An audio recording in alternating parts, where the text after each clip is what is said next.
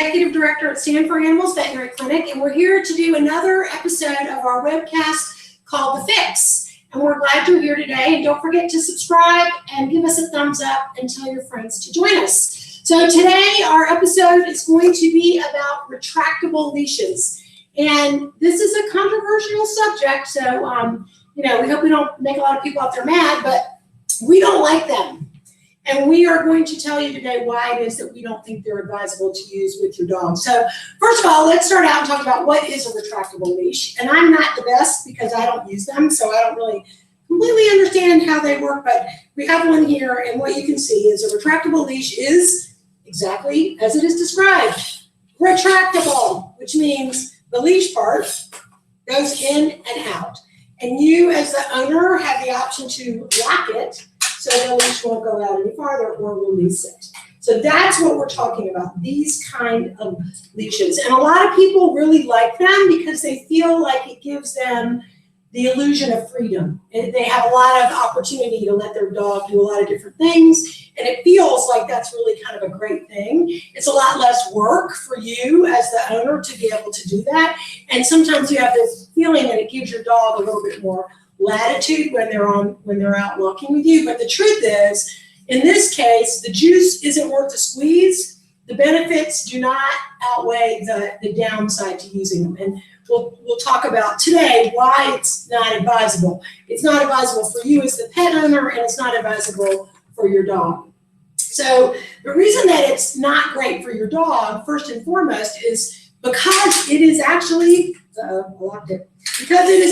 retractable, which means your dog never understands where they are supposed to be in relation to you. So dog trainers will tell you that when you're walking with your dog, you want them to heel, you want them to be at your side, you want them to understand that they should be walking a certain distance from your body. And when the leash gets longer and shorter and longer and shorter, they never get a sense of where they're supposed to be. And as a result, when you watch people who are using these retractable leashes, what you'll observe is their dog is constantly jerking them around because the dog doesn't really understand when you're going to lock it and when you're not going to lock it. So they go as far as they can, and then you lock it and have to jerk them back. So it's not great. And a lot of people think these are a great tool to use if your dog pulls. But what the truth is it just makes them pull more because they never really get it. And we here at Stand for Animals have had a number of our clients tell us that they've had the experience that they have the leash go out and they lock it, and then their dog keeps pulling, and this lovely little cord will snap.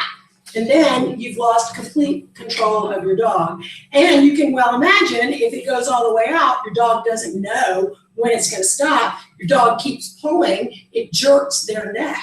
And that's not so advisable either. And because it's this kind of a handle, this looks great because it's got a little spot for your hand and all that stuff, but it's kind of bulky. And for those of us who, really have some coordination issues, you got to remember to click the lock. And sometimes you can be distracted and you're paying attention to, somebody that's passing by or some beautiful flower or whatever. You're not paying attention. And before you blink twice, your lead is all the way out and you're locking it. And if you're not paying attention, it's pretty easy just to end up dropping it. So it's really not the best thing for your dog and teaching your dog how to walk on a leash. And it's also not so great for you as a human because as you're doing this and they're pulling, you're getting jerked. We've heard lots of people talk about how the cord can get wrapped around your legs and you can get a pretty nasty burn from it. And again, you're at the will of the contraption, basically. So, if you don't get it right and you're not paying attention or it's not working properly, it may not work.